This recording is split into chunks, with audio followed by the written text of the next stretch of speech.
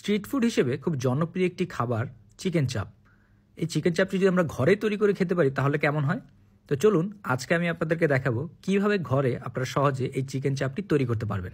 প্রথমে আমরা নিয়ে নিব চিকেনের দুটি লেগ পিস। তো আপনারা চাইলে ব্রেস্ট পিস দিয়েও চিকেন চাপ তৈরি করতে পারেন, বাট আমি এখানে লেগ পিস দিয়ে তৈরি করব।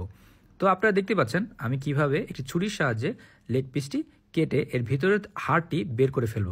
তো আপনারা এইভাবে এই হাড়টি বের করে ফেলবেন। এরপর বাকি হাড়গুলোকেও আমরা এর ভিতর থেকে বের করে নিয়ে আসব। তো মোটামুটি আমাদের একটি সলিড মাংসের পিস লাগবে। তো আপনারা চাইলে চিকেনের বুকের অংশ ব্যবহার করতে পারেন যেখানে হাড় খুবই কম।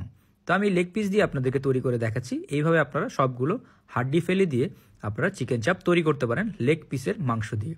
এরপর এইভাবে মাংসগুলোকে একটু থেতলে নিতে হবে। এইভাবে থেতো করে নিলে আপনার চিকেনটা খুব ভালোভাবে সিদ্ধ হয়ে যাবে খুব কম সময়ে।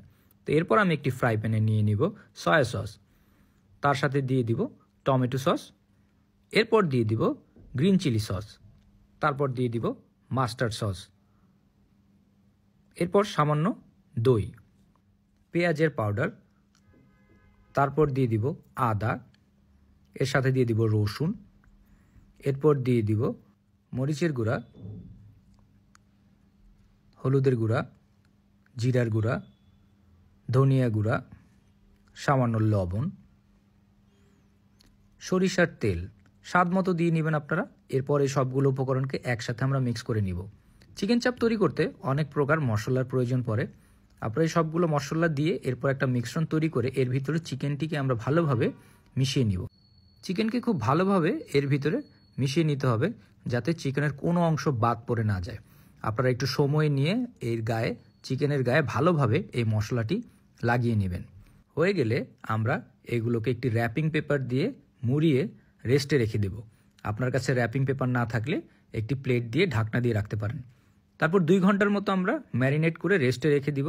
এরপর আমরা পরবর্তী উপকরণ তৈরি করব। এখানে দিয়ে দিব আমরা বেসন, সামান্য লবণ, গোলমরিচ, কাশ্মীরি মরিচের গুঁড়ো। এরপর এগুলোকে আমরা ভালোভাবে মিক্স করে নেব। কাশ্মীরি মরিচের গুঁড়ো আপনারা মশলার দোকানে পেয়ে যাবেন। আপনারা কে কোথা থেকে আমার এই ভিডিওটি দেখছেন অবশ্যই কমেন্ট করে জানাবেন, আমি আপনাদের সবার কমেন্টে উত্তর দিব। আমাদের চিকেনটি ম্যারিনেট করা হয়ে গেছে। তো এখন আমরা এই চিকেনকে বের করে নিয়ে এসে আমরা এই বেসনের মিশ্রণে ভালোভাবে লাগিয়ে নিব। অবশ্যই খেয়াল রাখবেন যাতে বেসন খুব ভালোভাবে এই চিকেনের চারিদিকে লেগে যায়, কোনো অংশ বাদ পড়ে না যায়। হয়ে গেলে আমরা মোটামুটি গরম তেলের ভিতরে এই চিকেনকে ছেড়ে দিব। আস্তে আস্তে করে গরম তেলের ভিতরে চিকেনগুলোকে ছেড়ে দিব, দিয়ে আমরা এক পাশ কিছুক্ষণ ভেজে নিব। হয়ে গেলে আমরা উল্টে দিয়ে অন্য পাশ ভাজতে থাকব। আমরা ততক্ষণ পর্যন্তই ভাজবো যতক্ষণ এর গায়ের রং ব্রাউন কালার না হয়ে যায়। তো আমরা আবার উল্টে দিব। দেখতেই পাচ্ছেন এর রং ব্রাউন কালার হয়ে আসছে। তো আমাদের চিকেন চাপ রেডি হয়ে গেছে। তো আমরা এগুলোকে তুলে ফেলবো। বেশি ভাজা যাবে না, তাহলে পুড়ে যেতে পারে। তো দেখতেই পাচ্ছেন এই মজার চিকেন চাপ রেসিপিটি আমরা ঘরে কিভাবে সহজেই তৈরি করে ফেলতে পারি। এই চিকেন চাপটি পরোটা বা রুটি দিয়ে খেতে অনেক বেশি মজার। আপনারা অবশ্যই বাসায় বানিয়ে খেয়ে দেখবেন। তো এরকম মজার মজার রেসিপি পেতে টোস্টেড বাংলা পেজকে অবশ্যই ফলো করবেন। ভিডিওটি ভালো লাগলে একটি লাইক অ্যান্ড শেয়ার করতে ভুলবেন না। সবাই ভালো থাকবেন আর মজার মজার খাবার ঘরে তৈরি করে খাবেন।